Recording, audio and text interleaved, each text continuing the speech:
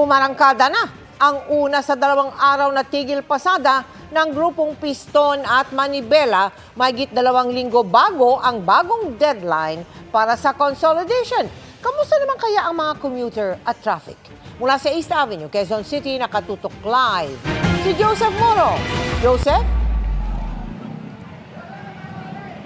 Mel, simula pa lamang ng kilos protesta ng grupong Piston at Manibela ay nagkagirian na sila at ng pulisya. Kanina nga bago tayo umere ay sumugod sila yung Piston at Manibela dito sa tanggapan ng Land Transportation Franchising and Regulatory Board o LTFRB dito sa East Avenue sa Quezon City bilang pagkondena sa consolidation na bahagi ng PUV Modernization Program.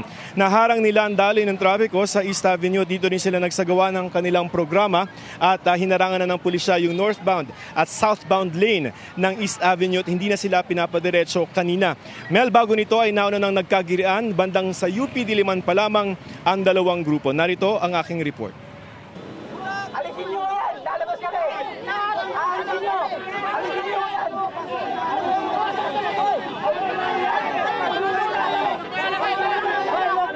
Palabas sa UP Diliman Campus sa mga nagprotesta kontra PUV modernization nang harangin sila ng mga pulis.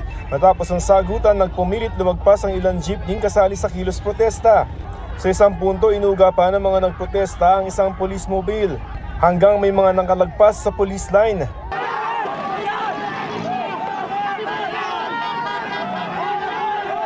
I-block muna para hindi maipon. Okay. Pero anong ginawa? Paano ginawa na nila ngayon? Matitigas ang ulo eh.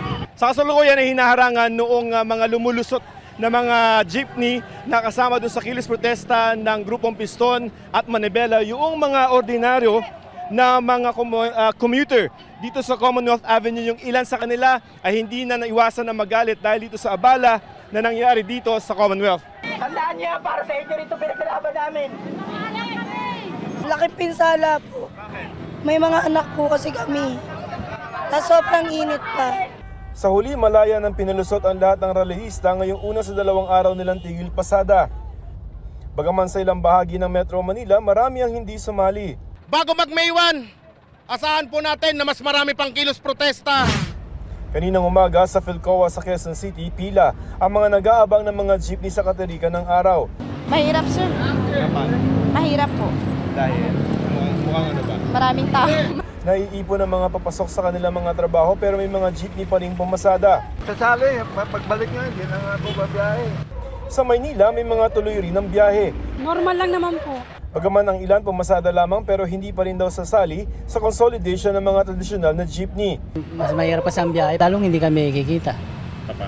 Kasi hindi rin naman kami maabot sa gusto nilang kota eh. May mga nagpiket ding jeepney driver sa Cebu City bagaman nagbalik pasada rin pagkatapos. Hindi po natin talaga mapigilan yung mga gusto pa rin kumita at makapagserbisyo din. Ilang beses nang ipinagpaliban ng deadline ng consolidation ng mga tradisyonal na jeepney, kaya sabi ng gobyerno ngayon pinakahuli na ang April 30 na deadline at hindi na ito i-extend para sa maraming jeepney driver na tutol dito sa Kongreso na sila umaasa. Sabi nila may prakisa silang tanging Kongreso lamang ang maaaring bumawi kaya tuloy ang biyahe sa May 1 kahit hindi sila consolidated. Yung panguhuli na ititigil ang operasyon namin, doon kami hindi papayag. We will give them a show cause para naman po maisaad po nila ang dahilan nila kung bakit po sila hindi sumama sa programa ng gobyerno. But on the first day po, pag wala po silang mga maipakitang consolidation papers na in-issue po ng LTFRB, we can immediately apprehend them. Ayon sa LTFRB, hanggang kaninang tanghali halos walang epekto ang tigil pasada sa mga commuter kaya di na kinailangan mag-deploy ng mga libreng sakay. Dagdag dito sapat para serbisyuhan ng mga commuter ng mga jeepney consolidated na 77% yan nationwide at 52% sa Metro Manila. Kung talagang sapat na yung mga nakakonsolidate, bakit kailangang magsuspindi ng klase? Bakit kailangang mag-augment na magbigay ng libreng sakay? May layo naman sa LTFRB yung augmentation, yung libreng sakay bilang paghahanda lamang kung kinakailangan. Pero kaninang tanghali nga ay hindi naman kinailangan yung mga libreng sakay. Samantala, Mel, kanina lamang ay binuksan na itong northbound lane ng East Avenue dahil nagbaklas na yung grupong Piston at Manibela sa kanilang kilos protesta dito sa LTFRB at tutulak naman sila dyan papunta ng Menjolas sa Maynila. Mel?